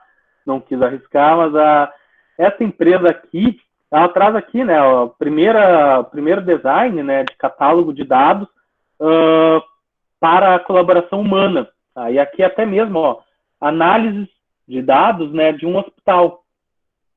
Então, a gente pode ver que isso também pode ter atuação daquele profissional de metadados, que é um catalogador. Tá? Então, trago aqui para vocês também um exemplo. Por fim, pessoal, e finalizando a apresentação, o que eu poderia dizer para vocês de tudo isso se durante a minha fala, quando eu citei o catalogador que fica com a bunda na cadeira, você se percebeu nisso, tire a bunda da cadeira. Se você se percebeu nisso, você percebeu que precisa tirar a bunda da cadeira, mas você percebeu que você nem gosta de estar catalogando, eu posso dizer para vocês que a partir do conhecimento científico, e não religioso, tá, mas o conhecimento científico, nós só temos uma vida. E essa vida é muito curta, tá, diante de toda a imensidão do universo, para tu estar fazendo aquilo que tu não gosta. Sabe? Então vá batalhar pelos seus sonhos, vá ser feliz. E dê oportunidade para pessoas que gostem disso, para catalogadores de origem, sabe, de coração. A catalogação, e eu cito aqui, eu esqueci de pôr no slide, porque eu costumo pôr nas minhas falas, Charles M. Cutter, tá, que escreveu uma obra-prima da catalogação, que é o Dicionário de Catálogos, em 1889, neste livro ele menciona a catalogação é uma arte, não é uma ciência. Catalogar é uma arte, pessoal. E a arte exige coração, exige paixão. Então, encerro essa apresentação dizendo, sejam felizes com o que vocês fazem, tá? Procurem inovar, porque a partir da felicidade, naquilo que a gente faz, a gente vai tentar melhorar sempre, se aprimorar sempre, tá? Então, finalizo com esta fala, agradecendo ao curso, tá? Mencionando e mostrando para vocês aqui que um dos empreendimentos que eu mais tenho orgulho na minha, eu ainda digo curta carreira profissional de 12 anos, ela pode ser representada em uma imagem, tá? Que é este e-mail aqui, tá? Que é um e-mail que eu mandei dia 5 de julho de 2012, às 19h41. Eu já estava em casa quando eu mandei esse e-mail, eu trabalhava na UX manhã e tarde. Mandei para Marcos Ibner, né, que era o coordenador técnico da biblioteca, do sistema de bibliotecas da UX na época. E este e-mail tinha o nome PPP Oficial, The Last Version. Ah, gente, desculpa, eu tô nervoso, tá? Mas é a última versão. Então, era o último modelo e foi o último e-mail que eu mandei para o Marcos com um projeto político-pedagógico do que viria a ser o curso de Biblioteconomia EAD da Universidade de Caxias do Sul, sabe? Eu sempre digo, foi uma iniciativa do Marcos. Eu sei que a professora Flávia também participava na época. O Marcos me procurou convidando para escrever esse projeto político-pedagógico. Junto comigo e com o Marcos entrou a bibliotecária Michele Marques Batista, que hoje está na coordenação administrativa do sistema de bibliotecas. Entrou também, na época entraram profissionais da biblioteca mesmo junto, a bibliotecária Márcia Serve, a bibliotecária Ana Guimarães, sabe? Um conjunto de pessoas que toparam empreender, inovar. Foi o primeiro curso de biblioteconomia EAD no Brasil, sabe? Então, realmente, assim, ó, tenho orgulho e compartilho aqui com vocês de que pude atuar nisso e de que vários empreendimentos e inovações que eu pude fazer na minha carreira profissional, e me orgulho bastante de algumas que eu fiz, mas o curso de biblioteconomia da UX é uma das que eu tenho carinho também, tá? Então, para mim, fico muito feliz hoje de estar conversando aqui com vocês, passar um pouquinho da minha experiência, do que eu aprendi na área. Deixo aqui as referências e links das imagens utilizadas, tá? E a menção, né, de que todas as ideias, elas vêm de outras ideias. E isso vem ao encontro do que o economista Diego, né, falou lá no início. Agora não era o Diego, né, mas do exemplo que empreender tem que envolver, sabe? Tem que ter envolvimento, tem que ter várias pessoas juntos. Não tem como você inovar sozinho, tá? E mais, inovação vem sempre de pessoas. Termino agradecendo novamente o espaço, agradecendo a paciência de vocês por me ouvirem nessa 1h30 aí, me passei um pouquinho do que eu tinha prometido. Fico à disposição agora para conversar com vocês e também deixo meu e-mail para contato, tá? Então, muito obrigado, pessoal, de coração. Nós que agradecemos, professor, foi muito bom mesmo. Mais tarde o senhor vai ler todos os comentários, tem muitas mensagens positivas ali, elogios do seu trabalho, né? O pessoal gostou bastante, aproveitou bastante, né? Então, depois o senhor mesmo vai ler, mas a gente tem algumas perguntas também, e essas que eu gostaria então de repassar agora para o senhor, pode ser? Lógico. Tá.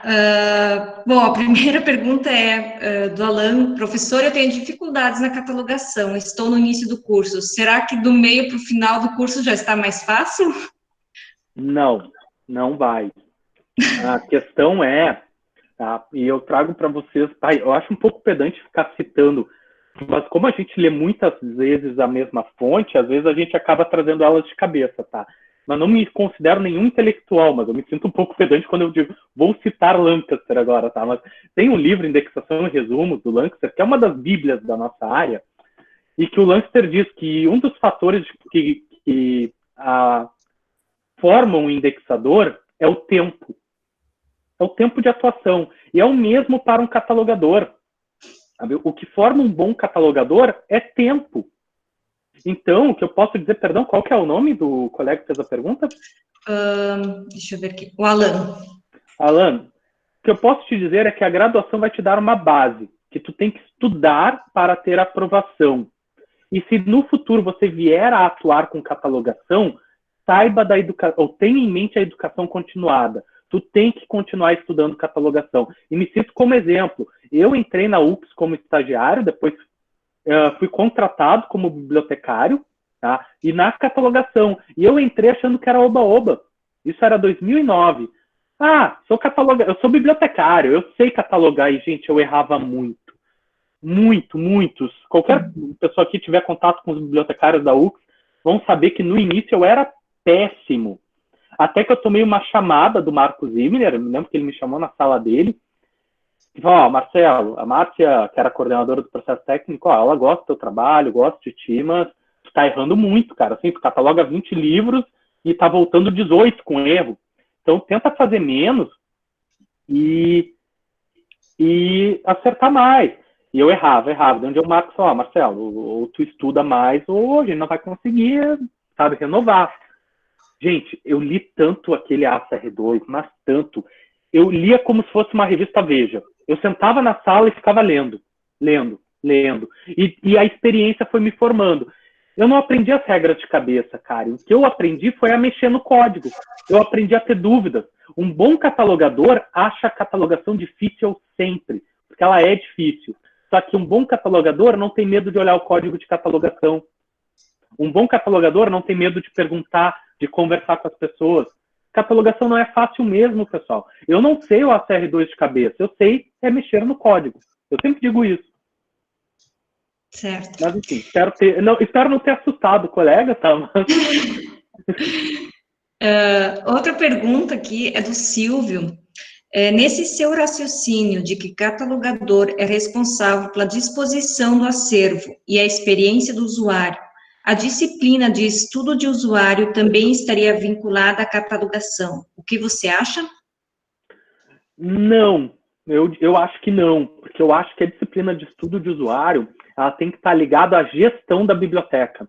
Veja, é mais do que serviço de referência, tá? Porque o estudo de usuário, sabe, ela vai te dar os parâmetros de atendimento, de acervo, vai te dar os parâmetros de estrutura física da biblioteca. Eu já dei aqui 3 áreas que, na verdade, está falando do diretor da biblioteca. Ela não é, sabe? O diretor é que precisa desses dados. Então, não seria da... Minha percepção é de que não seria a catalogação, seria da gestão da biblioteca. Tá certo. Outra pergunta da Tereza. Existe algum curso sobre arquitetura da informação ou seria um campo de estudo dentro da ciência da informação? Não, existem vários cursos. O que eu conheço são cursos de extensão.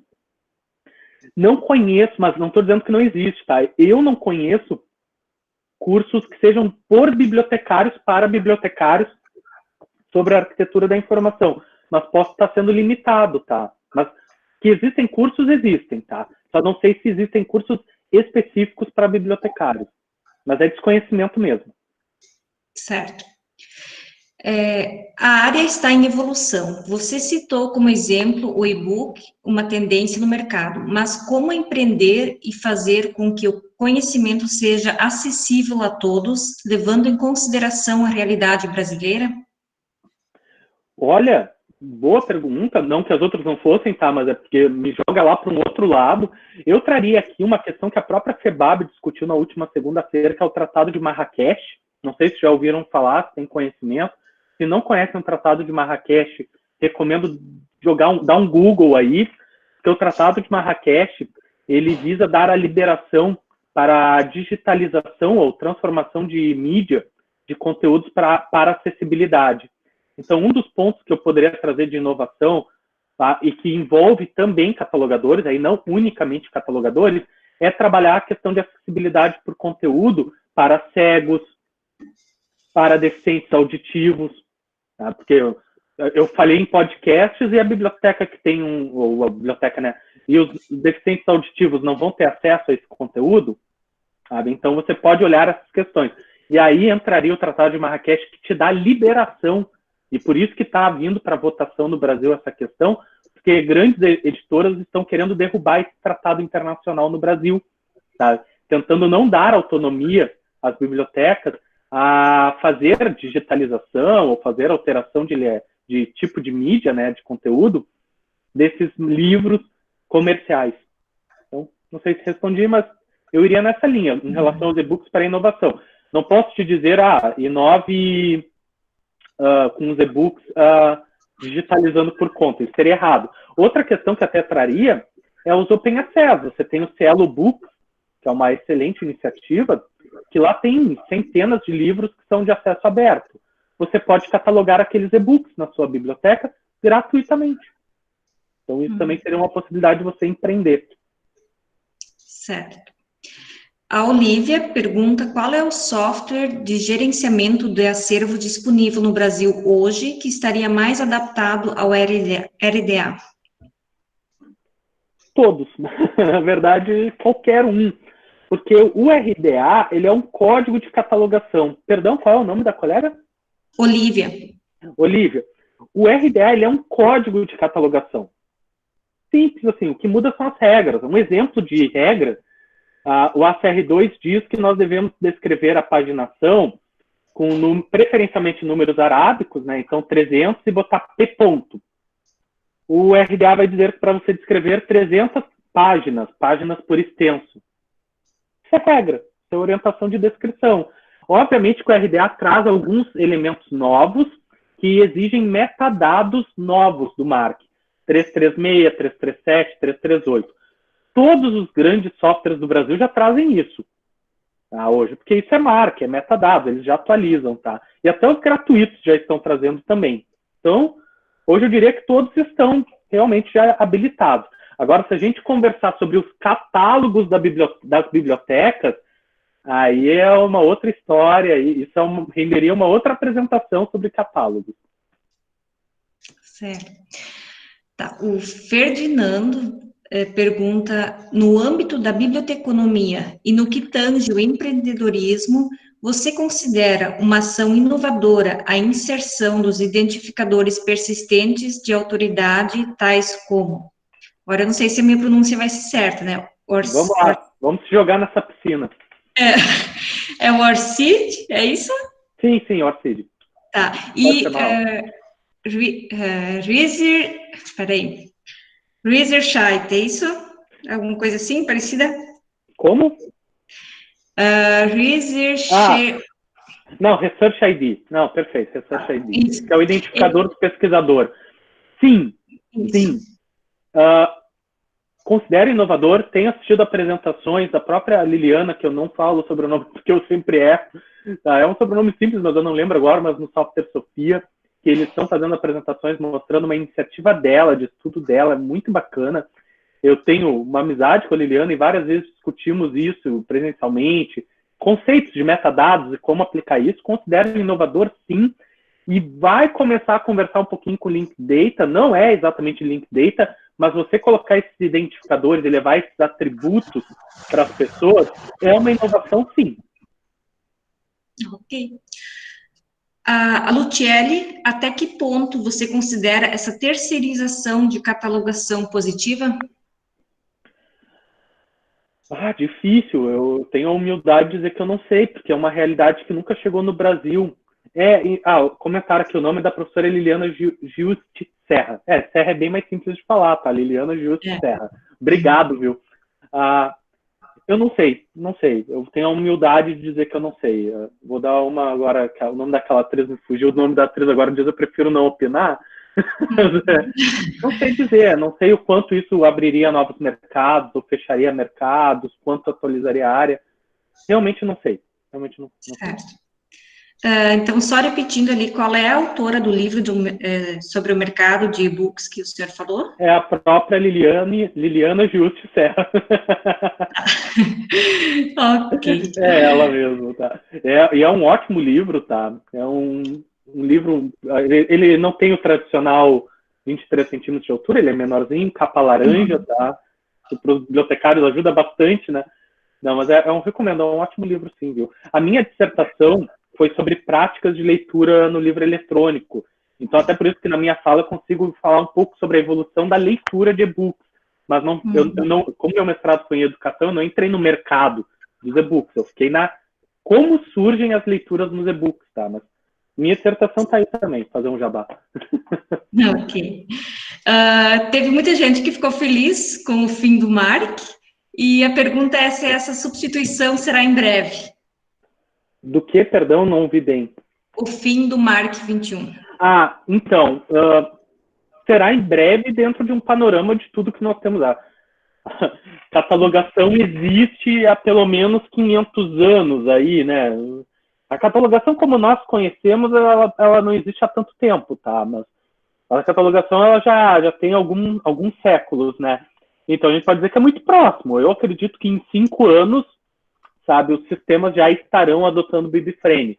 Mas aí já é uma percepção que até me risco a fazer pela minha experiência. Mas sim, já isso logo estará aí. Certo. Mas, de novo, não digo que... Cito, por exemplo, o RDA, tá? O RDA é de 2010. Quantas instituições brasileiras estão utilizando o RDA? Faz 10 anos. Dizer que o RDA é inovação já até chega a ser meio, sabe? Um hipster já não iria gostar muito, mas... Muito bem, então, assim, as perguntas finais, eles são um pouco mais tão pessoais, tipo, alguém perguntou, gostou muito dos slides, qual é o programa que está sendo usado? PowerPoint. PowerPoint. E alguém perguntou aqui, o Alan também, se você tem um canal no YouTube com vídeos sobre biblioteconomia. Não, mas sabe que não é a primeira pessoa que me fala isso, mas eu me acho meio velho virar um youtuber aí, não sei, não me imagino, mas não. Eu posso fazer uma propaganda aqui, mas não é de nenhuma empresa, tá? A FEBAB, né, teve a iniciativa, eu estou na coordenação do grupo de trabalho em catalogação, e pelo menos, inicialmente vai ser uma vez por mês, quem sabe a gente não amplia. Então eu indico vocês a seguirem o canal da FEBAB no YouTube, tá? Jogar lá, FEBAB, seguir lá, porque tem lá uma playlist que é o grupo de trabalho em catalogação. Dia 25 de maio, não, 26 de maio, não, 25 de maio, uma segunda-feira, às 15 horas, nós vamos, e eu vou estar mediando, uma palestra sobre os princípios internacionais de catalogação, tá? Que é um tema, poxa, super bacana da catalogação, porque é a base teórica da catalogação, tá nesse documento, que é chamado Princípios Internacionais da Catalogação, que vai ser palestrada por uma mestranda da Unirio, a Gerlaine Braga, que é bibliotecária do IBGE também, no Rio. Então é muito bacana, então eu recomendo. Então eu não tenho canal no YouTube, mas eu indico o YouTube da FEBAB lá, porque eu vou estar sempre por lá. Legal. E a última pergunta, se você já escreveu algum livro ou não? Tem algum livro seu? Bom, eu estou escrevendo o capítulo de um livro, tá, sobre catalogação e RDA, e não, eu não tenho livro publicado. Eu tenho certo medo de ter filho, plantar uma árvore, publicar um livro e de repente... Então, não fiz dos 3 até hoje, mas não, falando sério, não. Eu tenho um artigo, eu tenho artigos publicados em livros, tá, em mais de um, mas um livro meu, não tenho ele publicado. Então, tá. Olha, eu acho que as perguntas eram mais ou menos essas, talvez entraram outras que eu não consegui ver agora, mas de qualquer forma, muito obrigado, professor, foi muito legal mesmo esse momento, obrigado pela disponibilidade, o interesse, né, e a dedicação em participar, realmente foi um momento de muito aprendizado para todos nós, muito obrigada. E em nome eu não sei se o senhor quer deixar mais alguma mensagem final? Não, eu já falei bastante, né? Realmente, só agradecer pela oportunidade de estar aqui junto com vocês mais uma vez, dizer que eu vou estar sempre à disposição também, contem comigo. Um grande abraço. Aí, parabéns pelo evento organizado, tá? Pela organização, pela representatividade, né, que vocês conseguiram elaborar para transmitir para todo o Brasil. Parabéns. Certo, obrigada. E então, em nome do DA, da UX e da coordenação do curso de Biblioteconomia, agradeço a todos que participaram e convido para amanhã nossa última palestra com a Ana Sueli Pinho Lopes, com o tema Atuação do Profissional de Biblioteconomia para além do convencional. Boa noite a todos e até amanhã.